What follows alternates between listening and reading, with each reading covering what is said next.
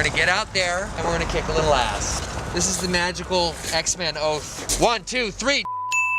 Superhero fans have been flooding into theaters in the past few weeks to see the latest outing of the Merc with a Mouth, as he teams up with Cable and the X-Force. There were certainly a lot more shocks and surprises and plot twists this time around than in the 2016 first installment. There are so many jaw-dropping and unexpected moments in the movie that we're left with a lot to think about as the credits roll. Here are 10 lingering questions on our minds from Deadpool 2 and their answers, but be warned that spoilers for the movie will follow. That's just lazy writing. Why did Deadpool only go back to save Peter? Superpowers? I don't have one. I just saw the ad.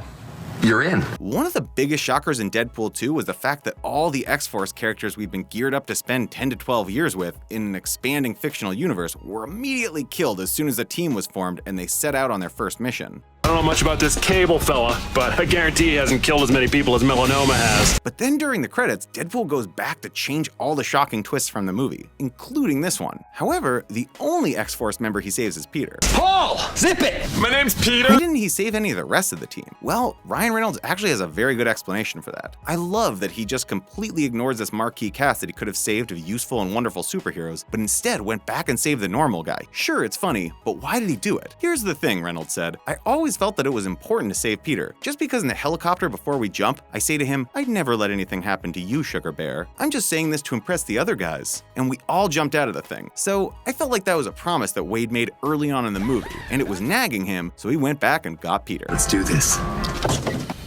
Liking this video so far? Take a second to hit that subscribe button and click that notification bell. Did they really get all the X-Men in one room? My chrome penis friend back there.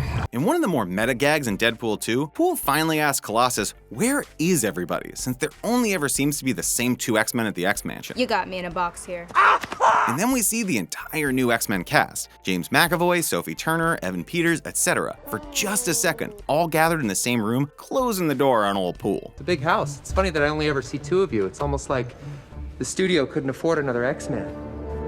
So how did that happen? Were all of those actors really in the same room just for that one shot? To be fair, they're all together shooting the next X-Men movie, Dark Phoenix, in Montreal right now for the same studio and the same producers. So it's no huge stretch of the imagination that they could have been available to do the shot. I'm an X-Men. Trainee! Shut it! As David Leitch explains, it was very difficult to pull off. He said, it was filmed during production and it was logistically difficult for not the reasons that you'd think. They're shooting Dark Phoenix. They've got the cast of Dark Phoenix. They've got to figure out how to get them all together and shoot a plate shot for us. So we had already done our shot and set up our shot in the hallway. There's a green screen in the door. We have all of our camera angles and measurements and we need the plate to put behind there. So it's a visual effect. They're not in the same room. So thank God they were shooting that movie and all the people were in one spot. We didn't have them all in the same place, but it was like wrangling cats for a couple of weeks to get it to happen. Hey! Who played Juggernaut? I thought that was you! The team behind Deadpool 2 did a better job of hiding all the twists and turns in their movie than J.J. Abrams could ever dream of. Yet another surprise twist that they hid from the world was the appearance of the classic X-Men character Juggernaut. The character had previously appeared on the big screen in the abysmal X-Men The Last Stand, where he was played by Vinnie Jones. Don't you know who I am? But according to writer Rhett Reese, he and the rest of the team felt that The Last Stand botched their depiction of the character in the same way that X-Men Origins Wolverine botched the appearance of Deadpool. They decided to bring him in because they wanted to have a second villain who could assist Fire Fist in the boss battle at the end. And they picked Juggernaut because he's a force of nature who's probably the coolest character never to be used in the right way. In the credits of the movie, you'll see that Juggernaut is credited with having been played by himself. But of course that's not true. The actor who did provide his voice and the motion capture performance that brought him to life will shock you, because it's Ryan Reynolds. Where did all that footage from the trailer go? And I hope you're watching. If you're a die-hard fan of either the X-Men movie franchises or the comics, then you've probably spent a good chunk of the past year examining the Deadpool 2 posters and trailers, analyzing every single shot and frame as you search for clues and hints and details about the plot. You'll remember that those trailers included a lot of action scenes involving characters like Bedlam and Shatterstar and Zeitgeist, action scenes that didn't end up in the final movie. So what gives? Where was all that footage? According to writer Rhett Reese, it was all fake. As he explains, that day on set was the most fun we had too, because the actors were very generous and they were willing to shoot extra footage for marketing and for commercials. So during the day, before we shot the helicopter jump, Terry Crews and Bill Skarsgård and the guys were all out back, like fighting stuntmen and getting shot against green screen, and knowing that it was all fake, it wasn't going to go in the movie. The trailer was jam-packed with fake footage to get us all excited, all in the name of eventually shocking us into hysterical laughter. It turns out the rest of the team were only really there to introduce Domino's powers of luck, since they were all so unlucky that they died during their first mission. It's your shtick. I'm lucky. Luck isn't a superpower. While she survived without a scratch. How did that Brad Pitt cameo happen? I know, right? Whose balls did I have to fondle to get my very own movie? In the split second that the Vanisher becomes visible as he's being killed by electrocution, you may have recognized the terrified face you saw as one of the biggest movie stars in the world. What's in the box? What's in the box? It was Brad Pitt, who shot his cameo late in the production process in just 2 hours, for which he was paid scale and a cup of coffee. So how did that come about? As it turns out, Pitt was actually in the running to play Cable. And since he didn't end up playing the biggest supporting character, he played the smallest supporting character instead, and appeared in just a third of a second of the movie. Director David Leitch explained, "I was ecstatic about the Pitt cameo. For whatever reason, playing Cable didn't work out, and he kind of left the door open when we left that meeting, like, if you guys ever need anything, give me a call, I'd love to be involved." And Ryan just said, "Oh, I have an idea." I got his number. I got his number. Oh my god. So we started to think about what it could be, and the Vanisher thing was perfect. What about the Matt Damon cameo?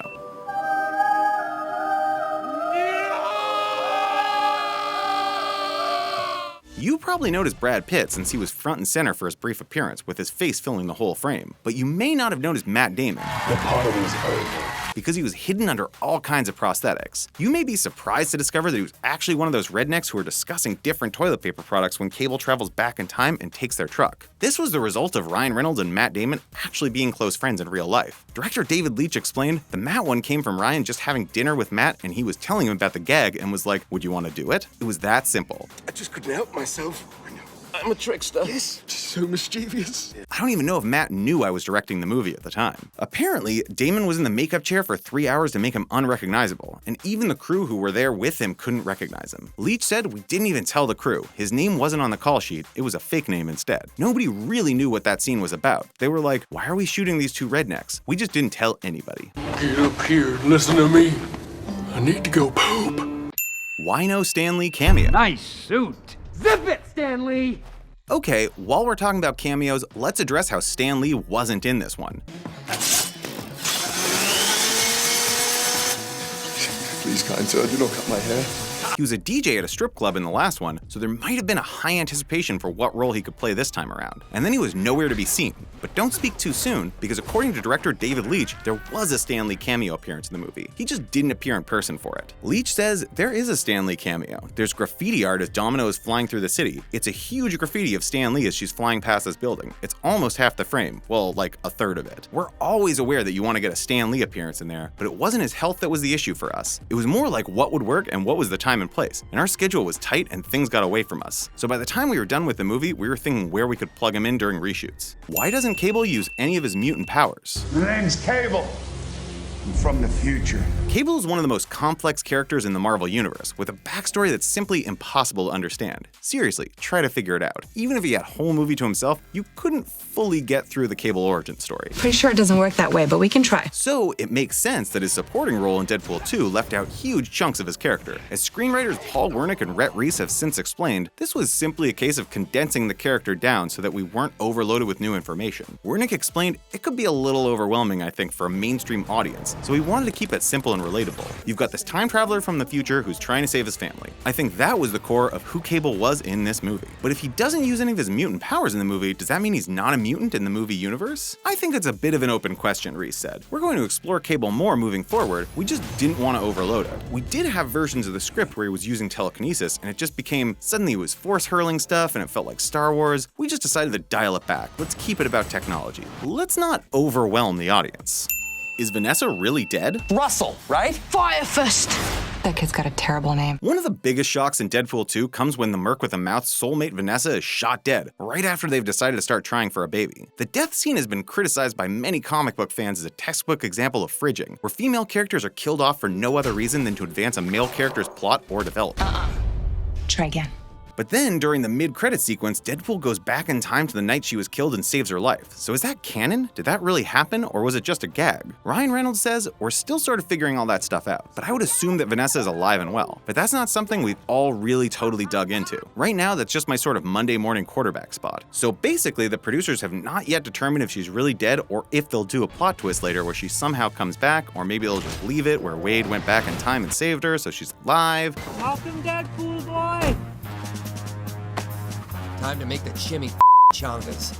Even though that would really screw up the timeline and radically undo the events of Deadpool 2, if the self-aware franchise even takes that stuff seriously. Anyways, Vanessa in the comics later becomes a mercenary herself under the name Copycat, so many fans were hoping that would eventually happen, and who knows, maybe it will. Say the magic words, Fat Gandalf. I'm sorry. Read to Vanessa. I don't have a filter between my brain and my... Okay. Why did they kill off the entire X-Force? Several low-level X-Men. One of the ballsiest plot moves in Deadpool 2 is the killing off of the entire X-Force, save for Deadpool, Cable, and Domino. They introduce all these beloved characters from the comics who finally make it to the big screen, played by famous actors like Terry Crews and Bill Skarsgård.